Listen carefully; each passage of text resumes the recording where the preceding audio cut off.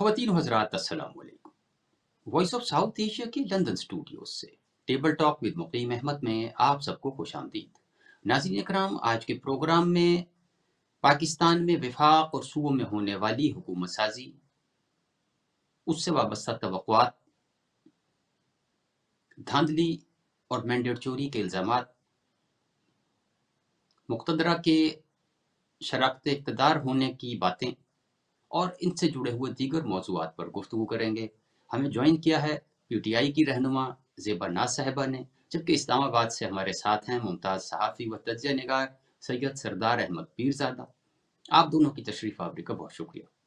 زیبا ناز صاحبہ، پروگرام کا پہلا سوال آپ کی خدمت میں ہے کہ بانی PTI نے IMF کو خط لکھ کر بیل آؤٹ پیکج میں رکاوٹ ڈال کر ملکی مفادات کو نقصان پہنچایا ہے، جس کی آپ کی جماعت کو بھاری سیاسی قیمت بھی چکانا پڑ سکتی ہے۔ یہ ان حالات میں کہ جس وقت معیشت آخری دموں پر ہے، نئی حکومت بن رہی ہے اور پاکستان کے مفادات کے خلاف عالمی ادارے کو خط لکھنا، یہ کیا کوئی اسٹریٹجی ہے یا کوئی سیاسی حماقت ہے؟ بسم اللہ الرحمن الرحیم۔ مقیم صاحب شکریہ۔ آج کل تحریک انصاف کے چیئرمین عمران خان صاحب ایک ہی نوک پہ نون لیگ اور پیپلز پارٹی نے رکھا ہوا۔ پہلے ان کے ہاتھ میں سیفر تھا، اب IMF کا وہ خط لکھا جس کی وجہ سے پاکستان کی معیشت ڈوب جانا ہے، کیا خطرہ تھا۔ آج انہوں نے لکھا ہے کہ پاکستان کو قرضہ نہ دے۔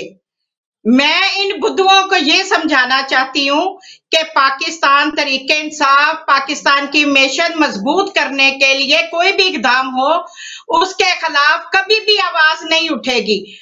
IMF اگر پاکستان قرضہ دیتا ہے وہ بلا دے، لیکن قرضے کے جو لگانے کا طریقہ کار ہے وہ صحیح ہونا چاہیے، شفاف ہونا چاہیے اور بانٹنے کا پروگرام نہیں ہونا چاہیے۔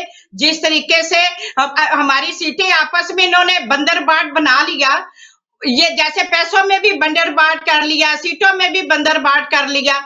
اب آپ دیکھیں، ایکچولی بات یہ ہے کہ عمران خان صاحب نے یہ خط لکھا ہے کہ جب پچھلی دفعہ قسط دی تھی تو انہوں نے زمان پارک میں آ کے مجھے یقین دلایا تھا کہ پاکستان کے الیکشن صاف شفاف ہوں گے تو ان کو دوسری قسط دی جائے گی۔ اب انہوں نے الیکشن میں گھپلے مار دیے، الیکشن کلیئر نہیں کیا اور ان کو اسی لیے کہا گیا کہ انہوں نے الیکشن غلط کروایا اور پہلا بھی پیسے کھا لیے، اس لیے انہوں نے روکا کہ اس دفعہ بھی قسط دیں گے یہ پیسے کھا لیں گے۔ یہ قرضہ لے کے خود کھا لیتے ہیں اور غریب عوام کو ڈبو دیتے ہیں، غریب عوام کو اس طریقے سے مہنگائی کے چکر میں ڈبو دیتے ہیں کہ مجھے بتائیں یہ کہاں کا انصاف ہے۔ لیکن میں یہ ایک جو اس کا سود ہے وہ اس میں اتارنے میں لگا دیتے ہیں، باقی آپس میں بنڈر بانٹ کر کے یہ نہیں چلے گا۔ اب یہ جتنی بدماشی ہے، جتنی گنڈا گردی ہے، جو یہ کرنا چاہتے ہیں، اب یہ بالکل نہیں ہوگا۔ ایک تو انہوں نے ہمیں کسی کام کا نہیں چھوڑا، کسی طرح انہوں نے ہمارا ہر جگہ پہ انہوں نے پیرے لگا دیے ہمارے اوپر۔ آج اجلاس تھا، اجلاس میں ہمارے رکن جو تھے وہ آئے تھے، انہوں نے آ کے حلف اٹھایا۔ ہمارے گوہر ایوب صاحب ہیں، انہوں نے اپنے قائد کا پرچم لہرایا، جھنڈا تصویر لہرائی اور وہاں پہ جو ویلا ہوا، جتنے ہمارے ممبر تھے آئے، وہاں پہ حلف برداری ہوئی، انہوں نے حلف اٹھایا اور اپنے قائد کا میسج کنوے کیا کہ کون بچائے گا پاکستان، عمران خان اور دوسرے تماشا دیکھ رہے تھے اور وہ بھی ہوٹنگ کر رہے تھے، یہ تماشا تھا۔ لیکن یہ بھی اسمبلیوں میں چلتا آیا، یہ کوئی نئی بات نہیں تھی۔ اب انہوں نے سیفر اور یہ نیا ایشو بنا کے اس بات کا ان کو کچھ حاصل نہیں ہونا، انہوں نے پیسے لینے ہیں اور نکلنا ہے، نہ ان کو پیسے ملیں گے یا نہ یہ نکلیں گے۔ PTI یا عمران خان اگر IMF کو خط لکھتے ہیں تو کیا یہ قابل قبول ہے آپ کی نظر میں؟ دیکھیے، جو پاکستان یا دیگر جو جمہوری ممالک ہیں وہاں اظہار رائے کی آزادی ہوتی ہے، اس کو آپ کس انداز سے لیتے ہیں اور مخالفین کس انداز سے لیتے ہیں، یہ ایک علیحدہ بات ہوتی ہے۔ قانون کے ضابطے کے تحت اگر دیکھا جائے بادی النظر میں جو عمران خان صاحب نے جو خط لکھا ہے آئی ایم ایف کو، وہ شاید کسی قانون کی پکڑ میں نہیں آتا۔ البتہ جو اپوزیشن یا ایک جو ان کے حوالے سے یہ پریپیگیٹ کیا جا سکتا ہے کہ وہ اخلاقی طور پر انہوں نے شاید ایسی ان کو یہ بات نہیں کرنی چاہیے تھی، ایسا اقدام نہیں اٹھانا چاہیے تھا۔ اچھا، اب جو مندرجات ہیں اگر آئی ایم ایف کے، وہ ہم لوگ چونکہ مکیم احمد خان صاحب ایک رویہ ہوتا ہے ہمارے اجتماعی قوم کی حیثیت سے کہ ہم ڈیپ میں اور اس کے ان سائڈ جائے بغیر ایک جو سطحی سی بات چل رہی ہوتی ہے اس پر زیادہ بات کرتے ہیں۔ مندرجات پڑھیں تو اس میں آئی ایم ایف کو کچھ یاد دلایا گیا ہے عمران خان صاحب کے یا ان کے بہاف کے اوپر کہ جو آئی ایم ایف نے جو ان کی شک ہیں، جو ان کے قواعد ہیں لون دینے کے یا ملکوں سے یا حکومتوں سے معاہدہ کرنے کے، اس میں کچھ ایسے قواعد اور شکیں موجود ہیں کہ وہاں جمہوری اور جو انتخابات ہونے ہوتے ہیں ان کی شفافیت کا تقاضا ہے۔ اچھا زیبا صاحب، ایسا لگ رہا ہے کہ پی ٹی آئی میں فیصلہ سازی کا فقدان ہے۔ پہلے کور کمیٹی جو تھی 22 افراد پر مشتمل تھی، اب وہ نمبر بڑھ کر 60 ہو گئے اور اس میں بھی وکلاء غالب آ چکے ہیں۔ اب ایک حالیہ فیصلہ تھا جس میں اسد قیصر کے بھائی عاقب اللہ، ان کو سپیکر کے پی کے لیے پہلے فلوٹ کیا گیا اور آخری دن جا کر بابر سلیم سواتی صاحب کو سپیکر بنا دیا گیا۔ تو ایسا لگ رہا ہے کہ پارٹی میں مختلف گروپس جو ہیں ایک دوسرے کو نیچا دکھانے کی کوشش کر رہے ہیں، ڈسپلن کی پابندی نظر نہیں آ رہی، اور ایسے لگ رہا ہے کہ شاید عمران خان کی پارٹی پر گرفت کمزور ہوتی جا رہی ہے۔ آپ کیا کہیں گی؟ نہیں مکیم صاحب، پی ٹی آئی جتنی گرپس ہے نا اس کی، وہ کبھی بھی کمزور نہیں ہو سکتی۔ دیکھیں اس وقت جو کہ پاکستان کی سیاست جو ہے نا، زوروں، چپیڑوں، تھپڑوں اور تھپیڑوں کی اور لٹیروں کے ہاتھ گئی ہوئی ہے۔ مجھے جن خلقاس نے ووٹ لیا پی ٹی آئی کو، ان کے ووٹ ڈال دیے گئے نون لیگ کو، پیپل پارٹی کو اور دیگر جماعتوں کو۔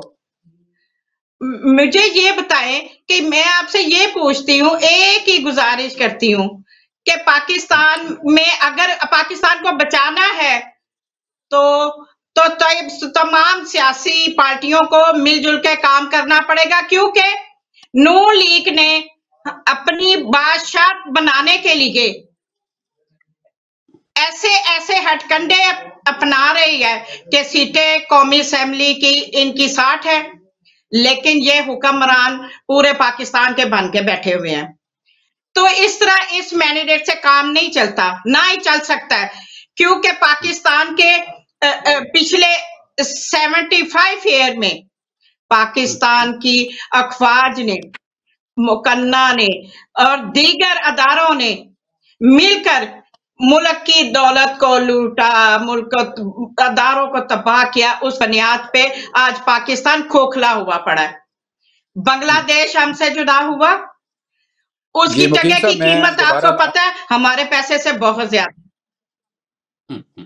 جی سردار صاحب، جی ٹھیک ہے سردار صاحب، میرا اگلا سوال آپ سے ہے کہ میڈیا اور اسٹریٹ ٹاک میں مریم نواز شریف، ان کی وزارت اعلیٰ اور ان سے توقعات اس وقت غالب اکثریت سے زیر بحث ہیں، لیکن یہ بھی کہا جا رہا ہے کہ اگر مریم نواز شریف پرفارم نہ کر سکیں تو پی ایم ایل این کی آخری حکومت ہوگی۔ پھر فیصل واوڈا جیسے آدمی اور کئی لوگ یہ شرطیں لگا رہے ہیں کہ حکومت اپنی مدت پوری نہیں کرے گی۔ اس صورتحال کو آپ کیسے دیکھ رہے ہیں؟ مقیم احمد خان صاحب، آپ کے سوال سے پہلے ایک لائن کا میں کمنٹ کرنا چاہوں گا۔ جب ہم ملک کو لوٹنے کی بات کرتے ہیں سیاسی جماعتوں کے اور مختلف حوالوں سے، تو چلیے وہ ایک ہے، لیکن جب ہم مسلح افواج کا نام لیتے ہیں تو وہ ٹوٹلی غلط ہے، ایسا نہیں کہنا چاہیے۔ مارشل لائیں حکومتی جو ہیں ہم ان کے سخت مخالف ہیں، لیکن مسلح افواج جو ہیں وہ پاکستان کا جس طریقے سے تحفظ کر رہی ہیں، اپنا خون دے کر تحفظ کر رہی ہیں، ہم ان کو سلوٹ کرتے ہیں مسلح افواج کو۔ مارشل لا جو ہوتے ہیں، جو ان کے خلاف ہم شروع سے ہیں اور جمہوریت کے حوالے سے ہم ان کے خلاف رہیں گے۔ اب آپ کے سوال کے جواب کی طرف میں آتا ہوں کہ دیکھیے اس وقت جو قومی اسمبلی ہے، ٹھیک ہے، اگر میں اس کا ایک لائن میں بات کروں تو وہ یہ ہے کہ جو لٹا تھا وہ بچانے کے لیے آئے ہیں. مطلب یہ ہے کہ جو ہمارے پاس رہ گیا تھا وہ بھی جو اس کو بچا، مطلب اس وقت دو ڈویژنز آپ کہہ سکتے ہیں. پہلے میں نیشنل اسمبلی کی بات کر رہا ہوں، پھر مریم نواز کے حوالے سے. نیشنل اسمبلی میں دو ڈویژنز ہیں. ایک ہے جو حکمران جماعتیں ہیں، ان کے پاس جو کچھ بچا تھا وہ اگر اب بچا نہ سکے تو سب کچھ لٹا دیں گے. جس طرح کامران ڈسوری کا آپ نے انٹرویو سنا، ان کی جو وائرل ویڈیو آڈیو ہوئی کہ اب وہ موقع ہے کہ یہ جماعتیں آخری داؤ کھیل رہی ہیں. پی ٹی آئی کے پاس اس وقت کچھ نہیں ہے کہ وہ لٹائیں، انہوں نے گین کرنا ہے. اور جہاں تک یہ شور شرابہ، یہ ہمارے اسمبلی میں مسلسل جاری تھا اور رہے گا، اس میں سکون نہیں آ سکتا، اسی میں جمہوریت چلے گی. اچھا، یہ جو قومی اسمبلی کی جماعتیں ہیں ان کو یہ بات پتہ ہے اچھے طریقے سے کہ ایسے ہی چلنا ہے، لیکن ان سب جماعتوں کا فوکس اپنے اپنے صوبوں میں ہوگا. پیپلز پارٹی سندھ میں فوکس کرے گی اور جو نون لیگ ہے وہ پنجاب میں کرے گی. مریم نواز کو جو پی ٹی آئی کے جو کچھ لوگ ہیں یا پی ٹی آئی کے لوگ ہیں وہ عثمان بزدار 2 کہہ رہے ہیں، جو عثمان بزدار سے مخالف تھے پی ٹی آئی کے لوگ، یعنی مریم نواز پرفارم نہیں کر سکیں گی.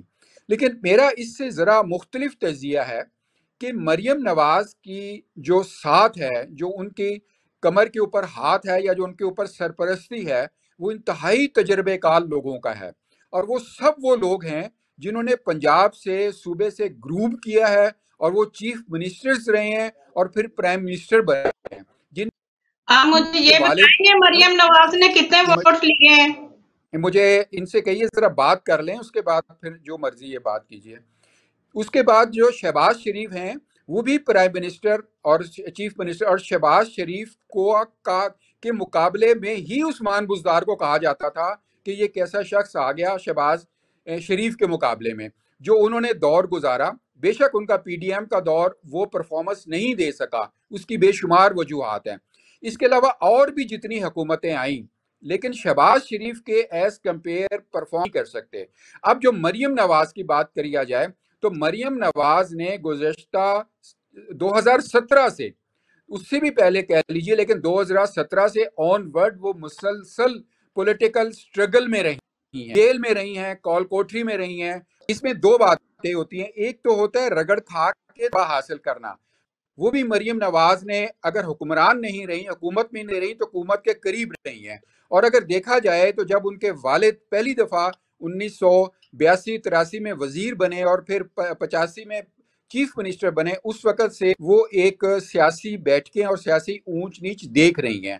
اس کے بعد جو ایک وزڈم ہے، ہم دیکھتے ہیں کہ جو انہوں نے جو مریم نواز صاحبہ نے کبھی تحریکیں الیکشن جو لڑا انہوں نے ان کو انہوں نے اس سے تحریکیں پہلے؟ چلائیں، جو انہوں نے تحریکیں چلائیں، سیاسی جلسے کیے، اور جو انہوں نے کراؤڈ پولنگ. اب جو آپ بتائیے، کیا آپ پبلک کو بیوقوف ڈکلیئر کرتے ہیں کہ وہ مجمعوں میں آتے ہیں؟ اگر مجمعوں میں آ کے وہ تقاریر سنتے ہیں تو مریم نواز نے اس پہ پروف کیا ہے کہ وہ اس حوالے سے. اچھا، اب دوسری بات دیکھیے کہ جس دن انہوں نے حلف لیا ہے اسی دن ویری نیکسٹ مومنٹ وہ نکل کھڑی ہوئی ہیں مختلف اپنے جو سرکاری فرائض کی انجام دہی کے لیے. ان کے اب تک کے جتنے فیصلے آ چکے ہیں گزشتہ 2 یا 3 72 گھنٹوں میں، 48 گھنٹوں میں، وہ بھی دیکھ لیجئے. ابھی آپ دیکھیں، ایک دم پہلے سے آپ بے نظیر کے بارے میں بھی ہم یہی کہتے تھے، جو اب کے مخالفین ہیں وہ بے نظیر کے بارے میں بھی کہتے تھے کہ یہ کیا کریں گی. اب بے نظیر کو دنیا مانتی ہے، دنیا سلام کرتی ہے ان کو. تو اس لیے ایک تو آپ دیکھیے ایک وزڈم ہوتی ہے وہ موجود ہے اگر اپیرنٹلی دیکھا جائے پولیٹیکلی. دوسرا یہ مریم نواز پاک کے پاس جو تجربہ بھی ہے والد اور چچا کا، وہ بھی موجود ہے. اس کے بعد ان کی والدہ یعنی انہیرٹ بھی کیا ہے پولیٹیکلی انہوں نے. تو ہم کیوں ایسے ایک کسی شخصیت کو انڈر ایسٹیمیٹ کرتے ہیں انٹل کہ ہم اس کو وقت دے کے آزما نہ لیں. اور لیکن جو بظاہر جو ایک سینس آ رہی ہے کہ مریم نواز پروف کریں گی بہت حد تک، اور جو ان پہ ابھی جو مخالفین انگلیاں اٹھا رہے ہیں، شاید انہیں، ویسے تو آپ کسی کو چپ نہیں کرا سکتے، میں نہ مانوں اگر کوئی کہے تو اس کو ہم منا نہیں سکتے، لیکن Maryam Nawaz on record proof کریں گی. اور اس کی مثال میں ایک آخری لائن میں دے دوں, جب محسن نقوی جو ابھی کیئر ٹیکر چیف منسٹر گئے ہیں, جب ان کو care taker chief minister nominate کیا گیا, بنایا گیا, تو بہت سے لوگوں نے ٹھٹھا اڑایا, ہنسی مذاق اڑائی کہ یہ تو ایک صحافی ہیں, یہ ایک چینل ہے, ان کو کیسے, انہوں نے کیا پرفارم کریں گے. آج وہی محسن نقوی جو بڑے بڑے سیاستدان, گھاگ سیاستدان ہیں, ان کو پیچھا چھوڑ کر آج لوگ ان کا اعتراف کر رہے ہیں مخالفین, صرف یہ کہ ان کو وقت دیا گیا. اور جو سینس ہے میں سمجھتا ہوں مریم نواز میں موجود ہے پولیٹیکلی, اور ان کے ساتھ تجربہ بھی موجود ہے. یہاں وقت ہوا ایک بریک کا. بریک کے بعد سوالات کا سلسلہ جاری رکھیں گے.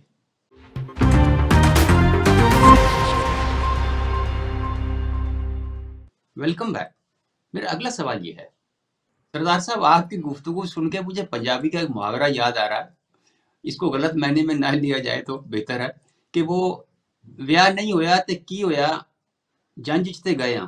مطلب آپ کی بات سے تقریباً مجھے ایسا ہی کچھ نظر آ رہا ہے. بہرحال دیکھتے ہیں آنے والے وقت میں وہ کیا پرفارم کرتی ہیں اور کیا وہ اپنے والد کی لیگیسی کو آگے بڑھاتی ہیں. ایک پوائنٹ جس پر زیبا صاحبہ میرا سوال لیجیے گا پلیز, پھر آپ بات کیجیے گا, میرا سوال لے لیں. دیکھیں, آپ نے پہلے گفتگو میں دھاندلی اور مینڈیٹ کی بات کی.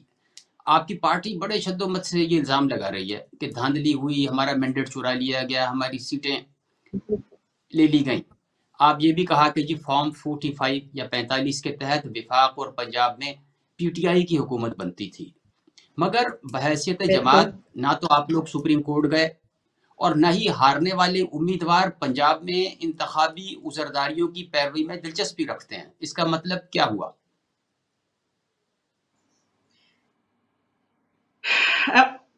مجھے یہ بتائیں کہ گجرات میں خصوصی طور پہ چودھری پرویز الہی صاحب اور کیسرا الہی صاحبہ کو جیتنے کے باوجود بھی رزلٹ میں ہرا دیا گیا. یہ ایک وہ فتنہ تھا جو انہوں نے جان بوجھ کے پھیلایا, اور یہ اگلے الیکشن تک آپ عدالتوں کے چکر لگاتے رہیں گے, اس کا رزلٹ کچھ بھی نہیں نکلنا. یہ ان کا ایک چھوٹا سا کردار تھا وہاں پہ. گزشتہ 2018 میں بھی, اس میں بھی کچھ لوگوں کو انہوں نے بھیجا تھا الیکشن کمیشن, اور آج تک ان کے رزلٹ ادھر پڑے ہوئے ہیں, اور ان کا رزلٹ کا جواب ابھی تک نہیں ملا. ذلیل و خوار ہونے کے علاوہ یہاں کچھ نہیں, عدالتوں کے چکر لگانے کے علاوہ یہاں کچھ نہیں حاصل ہوتا, اور یہ مشورے دیتے ہیں فضول میں. پی ٹی آئی کی جو نشستیں تھی ان میں شب خون مارنے کے لیے انہوں نے کچھ لودرا سے فیصلہ آ رہا ہے, کچھ فیصلہ آباد سے آ رہا ہے, کچھ فیصلہ آباد سے آ رہا ہے. ان میں بھی پی ٹی آئی کے جو نامزد آزاد ارکان تھے ان کو ہرانے کی کوشش کی گئی اور ہرایا. اور میں الیکشن کمیشن اور پاکستان کو یہ باور کروانا چاہتی ہوں کہ آپ نے اتنے کانٹے بو دیے ہیں پی ٹی آئی کے رستوں میں, مختلف حلقوں میں اتنے زیادہ کر دیے ہیں کہ ہمیں کسی کام کا نہیں چھوڑا آپ لوگوں نے. لیکن انسان کو اتنا ہی کرنا چاہیے جتنا کہ خود بھی برداشت کر سکے. اتنا ظلم کیا آپ لوگوں نے تحریک انصاف کو, جتنی بڑی تعداد میں سیٹیں لی ہیں پاکستان میں, ہر جگہ پہ ان کی قیادت بنتی تھی. کامیاب ہو قومی اور صوبائی اسمبلی میں وہ جا سکتے تھے, آرام سے اپنی حکومت بنا سکتے تھے.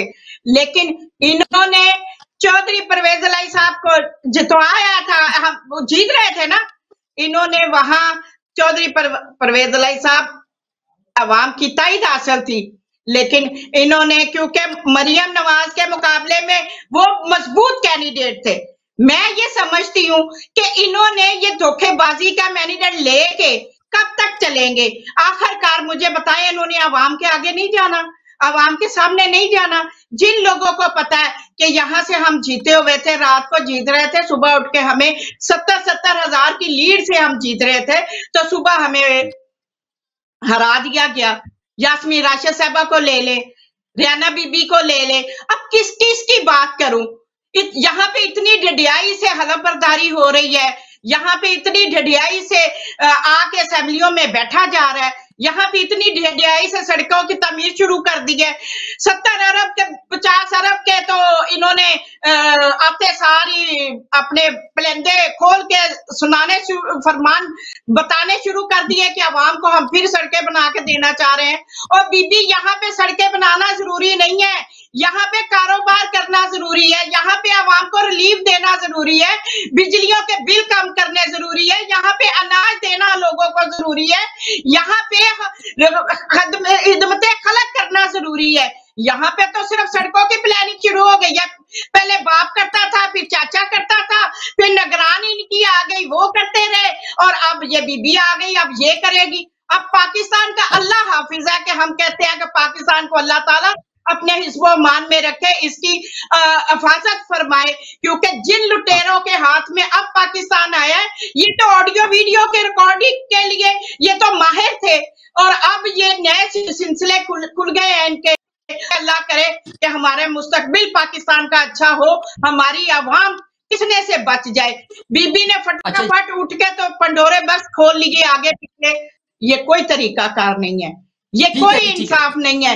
इंसाफ तब होता कि आती हमारी जितनी खवातीन जेलों में थी उनको रिहा करती, अगर इसने आके अच्छा काम करना था। हमारी माएं, बहनें, बेटियां, बच्चों को, छोटे छोटे बच्चों को घर छोड़ के जेलों में सड़ रही हैं, इसका काम था।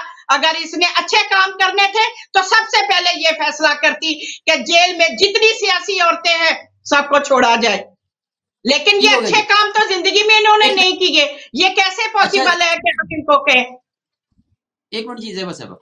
अच्छा सरदार साहब, ये पीपीपी और पीएमएल-एन जो है वो सदर अलवी के खिलाफ आर्टिकल 6 के तहत मुकदमा चलाने की बात कर रहे हैं कि जी उन्होंने असेंबली का इजलास ना बुला के आर्टिकल 6 को दावत दे दी है। दूसरी जानिब ख्वाजा आसिफ कह रहे हैं कि जी जनरल बाजवा और फैज हमीद हमसे कानून साजी कराते थे। ये तो सीधा सीधा इकबाली बयान है। देखिए, जो बात आपने पहले आर्टिकल 6 की है, इस हवाले से ये जो आज सदर अलवी साहब ने आधी रात को रात गए शब खून मारा है और उन्होंने असेंबली का इजलास बुला लिया है, उन्होंने बाकायदा वो कर दिया और नोटिफाई हो गया। एक तो बज़ाहिर ये चीज़ चली गई उससे, लेकिन उसके अलावा भी जो ये असेंबली का इजलास ना बुलाते अगर, तो तब भी उन पर आर्टिकल 6 नहीं आता था। अलबत्ता वो आर्टिकल 6 जब 2022 में जो उन्होंने असेंबली के दौरान वो असेंबली तोड़ी और उस पर साइन की, उसके ऊपर आर्टिकल 6 का माहिरीन कहते हैं कि बनता है।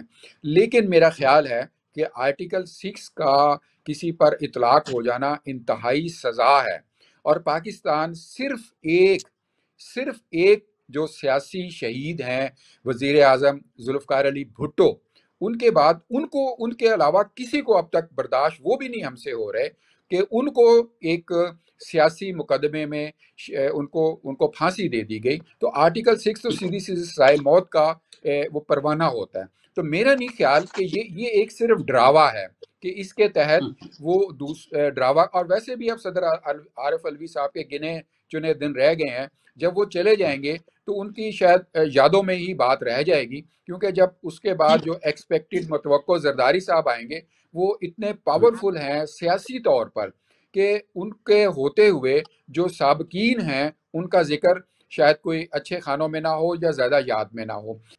बहुत शुक्रिया ख़वातीन हज़रात, ये था आज का प्रोग्राम जिसमें सैयद सरदार अहमद पीरज़ादा और ज़ेबा नाज़ साहिबा ने हमारे सवालात के जवाब दिए। उम्मीद करता हूँ कि प्रोग्राम आपको पसंद आएगा।